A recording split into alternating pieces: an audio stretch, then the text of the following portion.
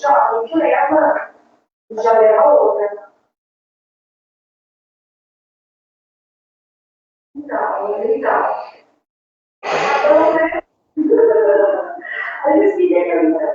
Já começou. Boa noite, Leandro. Tudo bem? Boa noite, Defásio. Boa noite a todos os nossos ouvintes aí da live. É um prazer estar aqui. Eu te agradeço o convite para a gente estar discutindo um assunto extremamente importante que é a educação, né? Primeiro eu vou fazer o agradecimento à página Movimento EG Catanduva, que nos proporcionou essa oportunidade. E segundo, eu gostaria que você fizesse uma breve apresentação do seu histórico, da sua luta, do seu trabalho junto ao professorado. Depois nós iremos à live propriamente dita. Tá bom. Nesse momento agora, então, ainda não iniciou ainda. Iniciou. Então, quero agradecer você, Defásio, novamente pelo convite, né? Parabenizar pelo seu trabalho junto a esse projeto aí tão importante para Catanduva, que é o ERG Catanduva, nas redes sociais. É moderno, é pujante e atinge um número muito maior de pessoas do que a gente pode estar discutindo no dia a dia, né? Essa iniciativa de debater educação em todos os níveis é fundamental, né? Ontem eu vi a entrevista que você fez com o Eduardo Benetti, né, um professor jovem, com muita vontade da rede municipal. Amanhã você vai fazer com o Gabriel, que é lá do Instituto Federal, que é um grande companheiro também, a gente já teve várias atividades juntos. E é importante esclarecer a sociedade, né, sobre a educação dos seus filhos e dos seus netos. Então, falando de mim, eu sou o professor Leandro, eu sou professor de matemática desde 1991, sou efetivo na rede estadual de ensino, aqui na Escola Paulo de Lima, aqui em Catanduva, e estou atualmente como secretário-geral da POSP, que é o Sindicato dos Professores do Estado de São Paulo. É um sindicato de todo o Estado e eu estou como secretário-geral. E fui eleito recentemente também como coordenador do Fórum Estadual de Educação, que é uma entidade que aglomera mais de 75 entidades ligadas à educação em todo o Estado de São Paulo, porque a gente debate a educação, a gente fomenta a educação, tanto é que as reuniões são feitas dentro da própria Secretaria de Educação lá em São Paulo. E agora, há poucos meses eu fui indicado também a ser conselheiro do SPPrev, que é o São Paulo Previdência, que é o sistema de previdência de todos os servidores públicos de São Paulo. Então eu estou lá representando o funcionalismo nesse conselho deliberativo lá na Secretaria da Fazenda de São Paulo. Fico feliz. Você tem um histórico rico. Catanduvense que está envolvendo a educação, está vencendo da educação, está trazendo boas informações e bons projetos para Catanduva. A nossa live, como você me passou, teria 4 pautas. Então, se você conseguir falar 4 minutos com relação àquela pauta, você vai dar um espaço melhor para nós fazermos as perguntas, que eu acho interessantes as perguntas que os professores mandaram para que nós fizéssemos a você. Então, com certeza. A palavra está com você. Aquela pauta de 4 propostas lá que você passou, você pode fazer a tua live. Beleza, então vamos lá.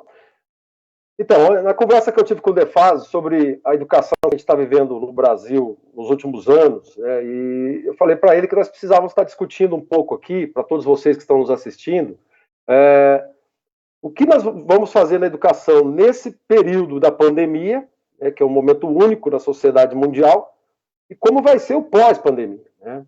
Porque, como eu acabei de falar, é um momento que nem na época da gripe espanhola nós vivemos um caso tão emblemático e tão profundo na sociedade mundial, que vai envolver, eu acho que para a gente sair dessa, né, não só no Brasil, mas no mundo inteiro, tem que haver um grande pacto social. Se a gente não fizermos um grande pacto social com empresários, governos e a população e trabalhadores, nós não vamos conseguir sair tão cedo desse pós-pandemia, né? Esse Covid-19 é um vírus que veio, é novo, não tem nenhuma cura momentânea, vai demorar um tempo, como aconteceu com o H1N1 e com outras enfermidades que apareceram na sociedade. E aí, na educação, né, como nunca houve precedentes, é muito difícil qualquer analista vir aqui falar como vai ser a educação dentro da pandemia e pós-pandemia. Estados e municípios brasileiros eles já estão tomando algumas iniciativas para tentar amenizar esse problema. E aulas à distância, que nós vamos falar daqui a pouco um pouco sobre isso, ela é incerta e ela escancara a desigualdade social que existe nesse país, no Brasil inteiro. Os professores não estão preparados, os estudantes não estão preparados para esse tipo de ensino à distância. Mesmo porque quando ele foi criado, esse ensino à distância, ele foi criado com um objetivo de facilitar, de estreitar distâncias, principalmente moradores da Amazônia, moradores que não tinham acesso à educação. E isso acabou virando um grande negócio, um grande mercado de trabalho que a gente vai estar falando aqui com vocês também. Eu não vejo, sem esse pacto social, a gente não terminar o ano letivo de 2020. Eu acho que vai ter que se estender para 2021. Não basta aulas virtuais. Nós temos que encaminhar esses estudantes para frente como se nada tivesse acontecido. Não é assim que funciona, né, Defásio? Você sabe muito bem a importância da escola, o papel da escola, o cotidiano dentro da sala de aula, a interação dos estudantes com seus pares, com seus amigos, seus colegas, com os professores, com toda a escola. O quanto isso é enriquecedor para o seu ensino-aprendizagem, para a sua formação enquanto cidadão. Né? Não é simplesmente ele estar numa tela de televisão, de computador, de celular, que ele vai ter os conhecimentos necessários para a sua formação. Ele está mostrando claramente essa pandemia, né, a importância do Estado, né, na sociedade, né, na vida da população, a importância do Estado forte, que abraça educação e saúde. Né? Se nós não tivéssemos o SUS, o que seríamos de todos nós brasileiros sem o SUS nesse momento? Né? Vocês estão vendo vários países aí, os Estados Unidos, por exemplo, tem gente aí que adora falar dos Estados Unidos, que não tem o SUS, não tem plano público de saúde, é tudo pago. É o caos que está acontecendo, né? Lá, beirando 100 mil mortes com relação ao Covid. Nós vivemos uma sociedade totalmente desigual. Né? Isso está escancarado, né? Tanto na saúde como na educação. A precarização da educação em todos esses anos, o que está sendo mostrado aqui agora. Uma outra preocupação que a gente tem é o retorno da pós-pandemia. Né? A escola não tem o devido higiene, a limpeza, né? Salas superlotadas, né? Trabalhamos com 50 alunos dentro da sala de aula. O calendário vai ter que ser readaptado, né? Vai ter que ter eu cito o pacto social, porque eu acho que é o melhor termo, porque vai ter que todo mundo se unir, dar as mãos para que a gente saia disso com menos problemas possíveis. Mas o acolhimento desses alunos, né? Tem que ter um acolhimento emocional, pedagógico, psicológico, porque muitos vão voltar para a sua sala de aula, vão ter perdido amigos, vão ter perdido parentes, vão ter perdido pessoas que eles amavam, e que a escola vai ter que ser um espaço para abraçar esses jovens estudantes, essas crianças que vão estar voltando para a escola. E também um outro desafio é a evasão escolar, que vai ser muito alta pós-pandemia. Né? Nós vamos ter que fazer uma busca ativa desses estudantes, fazer um trabalho junto com as famílias, e articular órgãos, né, o Defásio. Você sabe muito bem, né, tem que chamar o Conselho Tutelar, né, a Prefeitura, todos os órgãos ligados à educação aos jovens estudantes, para poder trazer esses jovens para dentro das escolas e ampará-los pós-pandemia. Né? Nós temos um grande desafio pela frente.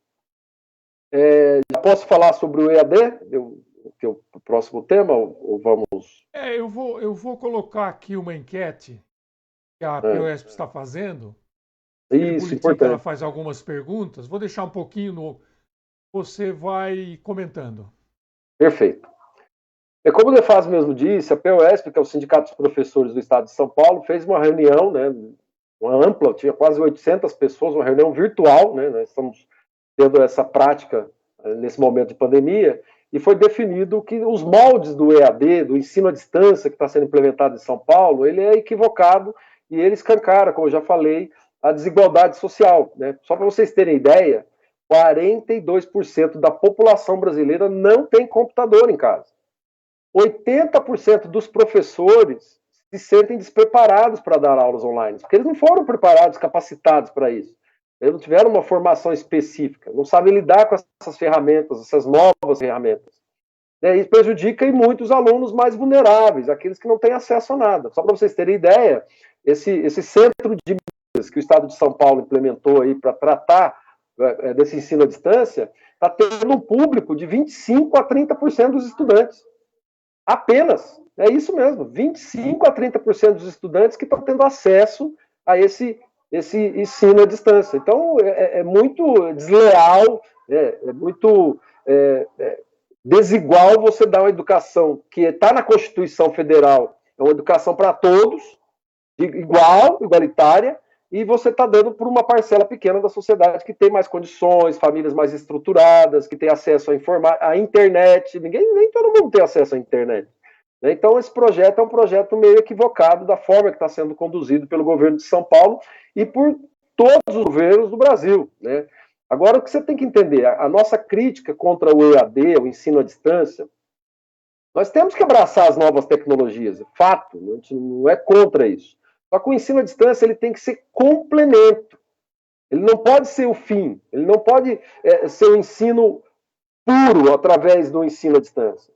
Ele tem que ser um complemento para quando o estudante estiver na sua casa, no final de semana, ele poder acessar conteúdos para se enriquecer mais de conhecimento. Não podemos abrir mão de hipótese alguma do ensino presencial. Como eu disse, a importância dos estudantes estarem interagindo com seus amigos, seus colegas, com os professores, para o seu ensino-aprendizagem, para a sua formação, né?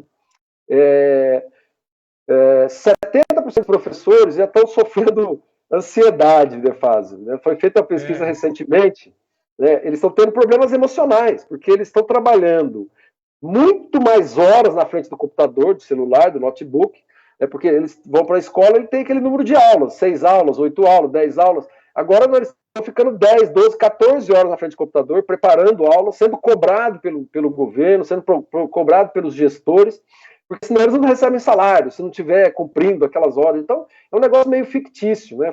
Eu vi uma pesquisa hoje no jornal nacional, de âmbito nacional, falando que uma família, uma senhora foi entrevistada, e ela falou o seguinte, isso aí é conversa, como é que diz no interior, é conversa para boi dormir, né? Me engana que eu gosto, tá fingindo que ensina e fingindo que aprende, porque é muito discrepante esse ensino à distância, a realidade dos nossos estudantes da periferia, das escolas públicas do estado de São Paulo.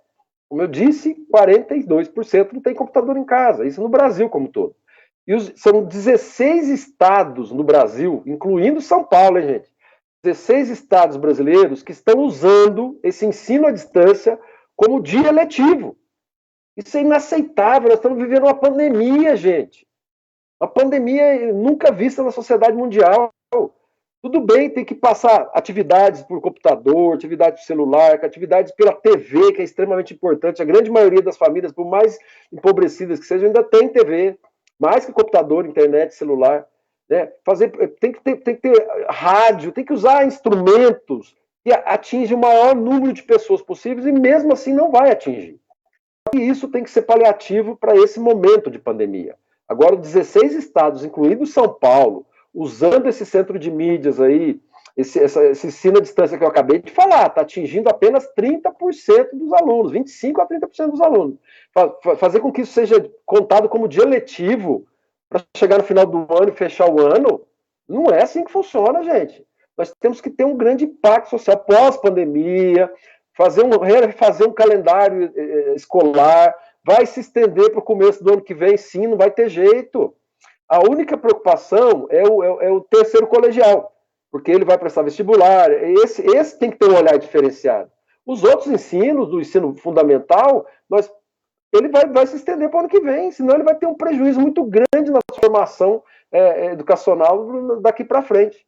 E o ensino de creche para a escola também, né? Na formação do estudante, na alfabetização do estudante, como é que você vai dar para essas crianças atividades para os seus pais acompanharem em casa via internet? Não tem cabimento. Eu acho que nós temos que tratar a pandemia como ela é, um assunto sério, único, preocupante, delicado, temos que pensar nas vidas, né? Eu acho que um papel importantíssimo do governo é olhar para as famílias e começar a confortá-las, ajudá-las a passar por esse processo. Eu acho que isso é um projeto educacional que tinha que estar passando nas rádios, nas TVs, a preocupação deveria ser essa, né? Então, não é crítica pura e simplesmente do curso EAD, não. Por quê? O EAD, na realidade, você lembra muito bem a nossa luta antiga, né? Na década de 90, com as municipalizações que aconteceram. né, os governos neoliberais daquela época municipalizaram, né, quase todo o ensino de primeira a quarta série na época, falando que era mais fácil os municípios tomarem conta disso. Mas a gente sabia que esses governos neoliberais, a ideia era chegar um dia, como nós estamos próximos a chegar, e falar, ó, o Estado não deu conta da educação, jogou na mão do município, o município não está dando conta da educação, vamos jogar na mão da iniciativa privada. O grande sonho de uma parcela dos governantes que tem esse olhar de que educação é um peso, que é um gasto, né, que não é um investimento, mesmo que a nossa Constituição diga que a educação tem que ser laica e para todos, né, tem muitos governantes que estão querendo lavar as mãos, né, aquela velha política de Estado mínimo de jogar a responsabilidade, eles querem jogar a responsabilidade da educação, como eles já estão fazendo com uma parcela da saúde para a mão da iniciativa privada. Eu gosto de dar um exemplo, eu vou dar um exemplo aqui para vocês, depois vocês vão estudar, analisar um pouco sobre isso. Existe uma fundação que é a maior empresa de educação privada do Brasil. Ela tem mais alunos que as universidades chinesas, que é a maior população do mundo, né? É a Fundação Croton. Pesquisem para vocês verem o que é essa Fundação Croton. A Fundação Croton é uma empresa que é dona das faculdades Anhanguera, começou com as escolas particulares chamadas Pitágoras, e foram comprando as outras universidades. Unopar, tentaram comprar várias universidades aí, foram brecadas um pouco, porque ela estava expandindo absurdamente. Virou uma mega empresa que investe valores na Bolsa de Valores. Isso é uma legislação brasileira que deveria mudar. Como que uma empresa que tem mais de 2 milhões de estudantes pega o dinheiro e investe em Bolsa de Valor? Não existe isso, Defaz. Amanhã a Bolsa de Valor... Mas então, amanhã o petróleo está dando mais, né, os commodities estão dando mais. Então eu vou tirar o dinheiro da educação e vou pôr no petróleo. Porque qual é o interesse de uma empresa privada? Lucro. O que vai acontecer com esses 2 milhões de estudantes? Vão ficar na rua da amargura. Então, é um absurdo a legislação brasileira permitir empresas como essa, Croton, administrarem uma grande parcela da educação nacional. Eles começaram com o ensino superior, isso já virou festa, novela no Brasil, ensino à distância. Eu concordo em alguns momentos, porque você tem um segundo diploma, uma formação diferenciada, você quer fazer uma especialização, até concordo em parcela, mas não para você expandir isso para o ensino fundamental. O governo Temer e o governo Bolsonaro aprovaram a BNCC, que é a Base Nacional Comum Curricular, do ensino médio, já abrindo uma porta enorme para essas empresas no que se diz o EJA, que é o ensino de jovens e adultos. Ele vai poder até 100% ser à distância. Quem vai dar esse ensino à distância? Você acha que é o Estado? Não é o Estado. Eles vão vender para iniciativas privadas, para empresas privadas como essa Croton. 80% dos municípios do estado de Minas Gerais. O estado de Minas Gerais é um dos maiores estados desse país, tem mais municípios que o estado de São Paulo, que tem 665. Acho que eles têm 800 e poucos municípios. 80% são administrados por essa Fundação Croton, para vocês terem ideia. Aquilo que o município vai lá e compra um materialzinho, você paga para essas empresas, porque não tem o sistema, né, de educação para tocar. Isso é um grande erro, né, Defaz? Defaz já foi secretário de Educação, tem uma experiência na educação, aliás, você tem uma vida dentro da educação, então é muito bom discutir isso com você, porque você sabe muito bem tudo que a gente está falando, o que está por detrás de tudo isso, né?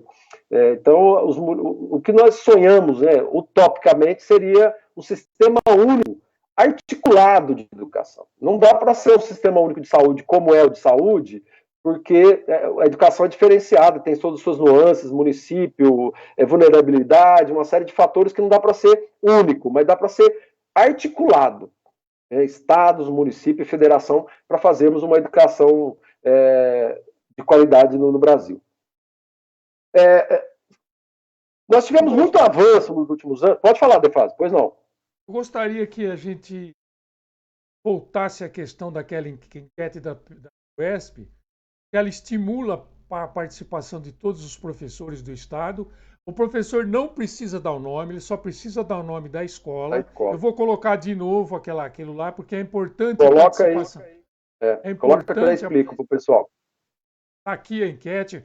Só entrar na página aqui, http://abre.a, enquete APUESP, ou, usando de uma das mais tecnologias mais modernas, nós colocamos aqui que com o próprio celular, você vai lá com o celular, se o seu celular tiver esse recurso, você coloca ali que você vai entrar direto no site da APUESP e vai poder responder esta enquete. É muito importante a participação dos professores para que levem até a APUESP a situação real das escolas. Não precisa dar o nome, a gente entende que o professor não gosta muito de ser identificado por causa do sistema opressivo, por causa do sistema do coronelismo que nós temos na educação ainda.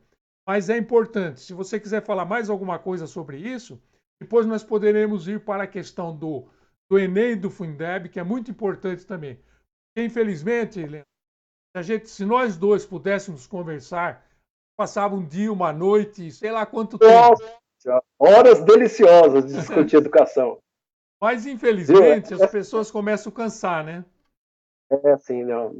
Online assim tem que ser curto, grosso mesmo, e as perguntas que porventura vierem, de fase, estamos todos à disposição para estar respondendo, né, junto no seu site, no WhatsApp. Sempre sim, aí sim. Estaremos à disposição de estar respondendo.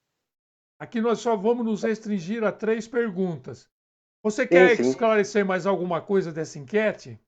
Então, essa enquete, a importância dela, como o Defásio mesmo frisou, é que nós podemos ter um estudo, uma análise de como está sendo o ensino à distância no estado de São Paulo. Não importa se é escolas municipais, escolas estaduais, e os professores, como o próprio Defásio disse, não precisa se identificar.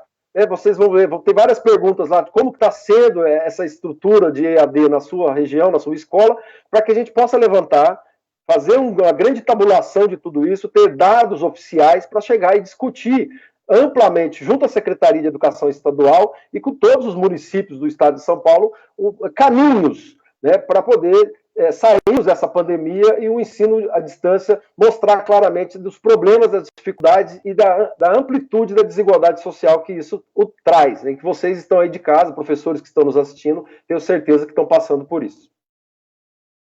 Agora, nosso próximo tópico aqui seria o Enem. Gostaria que você começasse a falar alguma coisa, aí eu vou colocar a luta de vocês através de um slide e tal. Você vai falando, depois eu tiro, a gente vai para o Fundeb e assim, porque o nosso tempo já está. Então vai, Leandro, manda bala.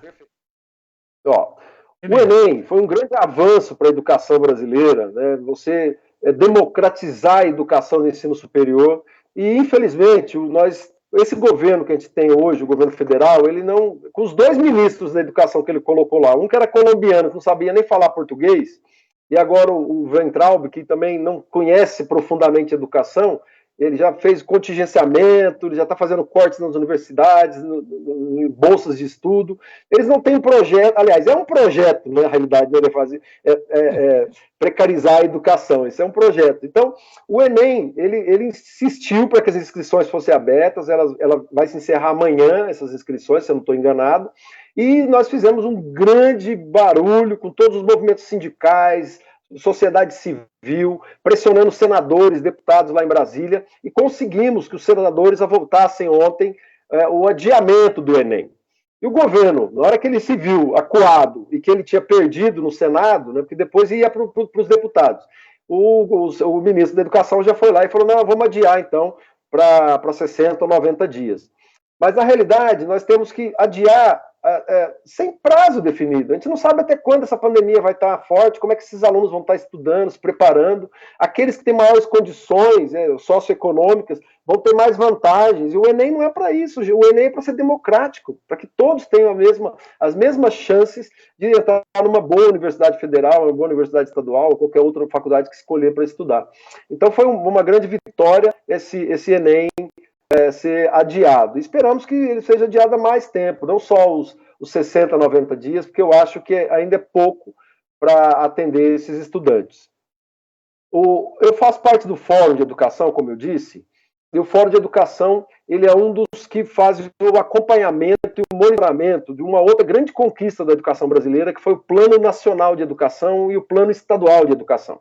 O fórum, com as entidades que o compõem, como eu disse no início da minha fala, eles discutem e fazem propostas e encaminhamentos para secretários municipais, secretários estaduais, para que eles implementem aqueles projetos que estão no Plano Estadual e Nacional de Educação. Porque foi uma conquista, o DEFAS participou junto com a gente em vários CONAIs, foram conferências nacionais de educação de todas as esferas, altos debates, para a gente construir uma educação para os próximos 20 anos. E agora, tudo isso corre risco de ir por água abaixo. Né? Com a emenda constitucional 95, que foi aprovada no Temer e continua aí com o Bolsonaro, ele vai congelar por 20 anos os investimentos em educação e saúde. E não adianta, né? Sem investimento, você nunca vai ter uma educação pública de qualidade. Né? E aí eu já entro no Fundeb, né? Porque o Fundeb é o grande instrumento de investimento de educação. Só para vocês terem ideia, esse fundo ele vai se encerrar agora em 2020, em dezembro de 2020. Se esse fundo não for criado um novo instrumento, um novo fundo a partir de 2021, 80% dos municípios do Brasil não vão ter condições de manter as redes de ensino, nem pagar para os professores e nem manutenção de escolas. É sério. Esse fundo é extremamente importante para a educação no Brasil, não existe outra alternativa. Existem projetos em Brasília, deputados e senadores estão discutindo vários projetos lá para o Fundeb para que ele seja permanente. Ele não seja apenas só 10 anos. Era o Fundef antigamente, depois ele foi ampliado, né, criou-se o Fundeb e ele durou 10 anos, vai acabar agora em 2020. Se 1º de janeiro de 2021 nós já não tivermos uma legislação nova, um novo fundo, né, com novos recursos, e com um percentual garantido por parte do governo, nós não vamos ter educação em nenhum nível. E todos os estados e municípios vão estar... É terra arrasada. O termo é bem esse, é assustador. Não teremos educação em nenhum nível no Brasil se o Fundeb não tiver um projeto que já está passando da hora. Nós já estamos em maio, né? Tudo bem que a pandemia está aí, só que a legislação ela é clara. Dia 1º de janeiro não vai ter mais dinheiro para educação. Se os deputados e senadores não correrem atrás de criar um projeto, aprovar e o governo homologar esse projeto para o ano que vem, nós teremos sérias dificuldades de atender os salários e escolas para o ano que vem. 60% do fundo é destinado para pagamentos de salários de professores, na esfera municipal e estadual. Então, é muito sério o que a gente vive, preocupante, e o DEFAS tem razão de estar discutindo tanto o Enem como o Fundeb, que são dois temas extremamente importantes em âmbito nacional, para que vocês aí de casa, estudantes, professores, pais, fiquem atentos a tudo que está acontecendo, DEFAS. Olha, eu só queria, se você me permitir 2 minutos, queria retroceder ao ano de 2007, mês de junho de 2007, setembro de 2007. Nós conseguimos fazer o maior movimento em prol do Fundeb aqui em Catanduva. O Marchionni queria tirar o Fundeb. Nós realizamos uma audiência pública. Eu só não vou colocar a imagem da audiência pública, porque a nossa live vai passar de 3 horas, se a gente começar a voltar. Foi uma luta da PUESP, foi uma luta nossa. Nós conseguimos que os professores municipais mantivessem a gratificação do Fundeb. Por isso é muito importante a mobilização até dos professores municipais. O de Catanduva, se não tiver Fundeb, ele vai perder a gratificação. A gratificação de Catanduva não é pouca, é uma gratificação que dá gordura para o salário do professor. Então, você lembra daquele movimento? Nós trouxemos o Fábio aqui para Catanduva, nós lotamos a Câmara, teve uma sessão extraordinária. É história que nós temos história de luta pela educação juntos, quando a POSP era lá na Praça da República. Desde a década de 90, que eu estou te falando. Eu, pelo menos, você é mais tempo que eu, né? Que você está na luta aí há mais tempo que eu. Agora, o professor ontem que você entrevistou, o Eduardo Benetti, é um orgulho nosso como professor. Ele foi meu aluno. A gente fica muito feliz de saber que ele aceitou o grande desafio de estar lutando pela educação nesse país. É muito, muito bom. Fiquei muito feliz. O nome de futuro para a educação em Catanduva, uma pessoa preocupada. Você viu que ele colocou a bibliografia, pôs a fonte, ele pesquisou. Ele não veio aqui falar batata, ele veio falar cientificamente, com base. Bom, Leandro, agora nós fizemos a nossa live já está com quase 30 minutos. E se a gente continuar, vai longe. Professores mandaram 3 perguntas. Eu gostaria de ler para que ficasse a primeira pergunta. Qual a sua expectativa com relação à educação nesse período de pandemia? Depois nós temos mais 2. Então, se você puder fazer uma síntese, eu agradeceria.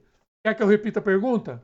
Não. É mais ou menos o que eu falei no início da minha fala aqui. Eu acho que até posso estar complementando, porque como é um fato novo, né, essa pandemia, no movimento educacional brasileiro, nós temos que saber lidar com ela. E como lidar com ela é fazendo esse pacto social. Eu acho que se não houver diálogo entre governantes, movimentos sindicais, sociedade civil, pais e estudantes, nós não vamos conseguir sair disso de uma forma tranquila, não. Sempre vai ter alguém machucado, sempre vai ter alguém para trás. E essa desigualdade que já existe na educação brasileira, né, ela pode se ampliar. Então nós temos que tomar muito cuidado para lidar com esse sistema à distância nesse período de pandemia. Eu acho que seria muito bom fortalecer mais a televisão. Quantas pessoas se formaram naqueles telecursos que existiam antigamente? Né? Fortalecer mais nas rádios, a tentar outros meios para atingir todos os estudantes em todas as suas camadas sociais.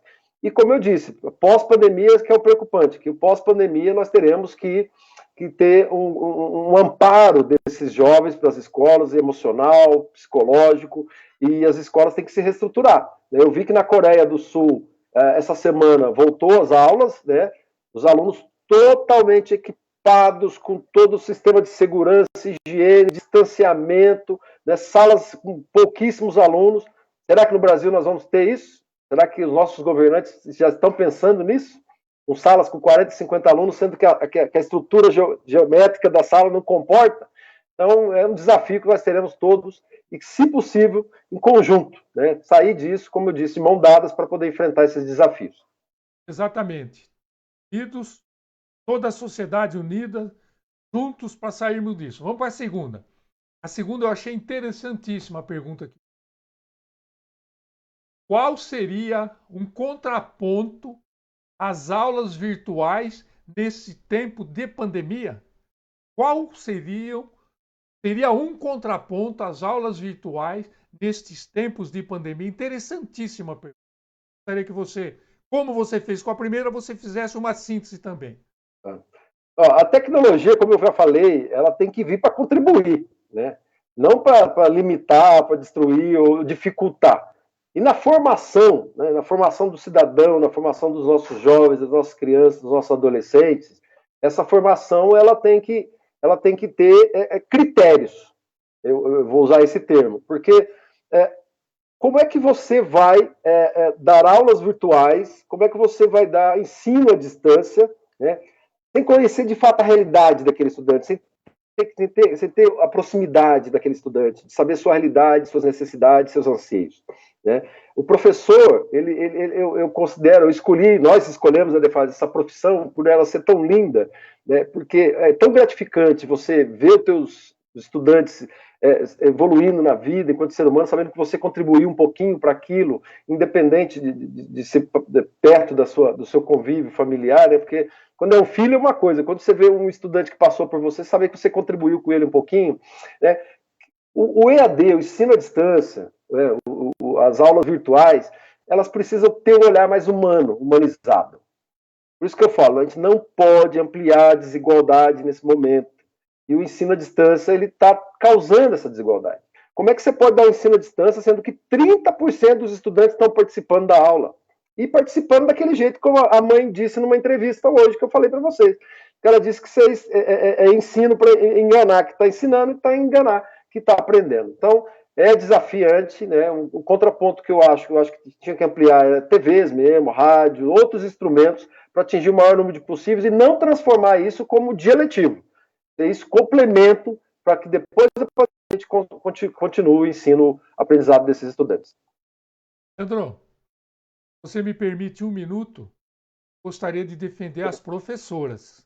Pois não. As professoras. As professoras. Essas senhoras têm jornada tripla, jornada dupla, tem problema às vezes com o filho que fica doente, às vezes perde uma noite de sono porque o filho é pequenininho.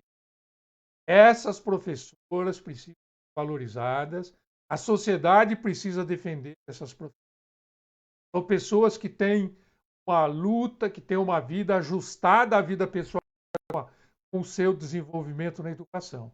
Vamos defender as professoras. Lógico que os homens, mas a grande número 75% das redes de educação são formadas por mulheres.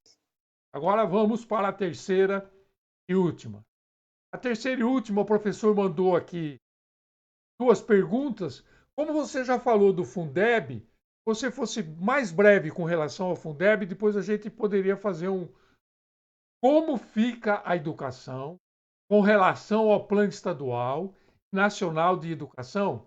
E a segunda parte que eu gostaria que você fosse bem sucinto, você já fez uma explanação boa.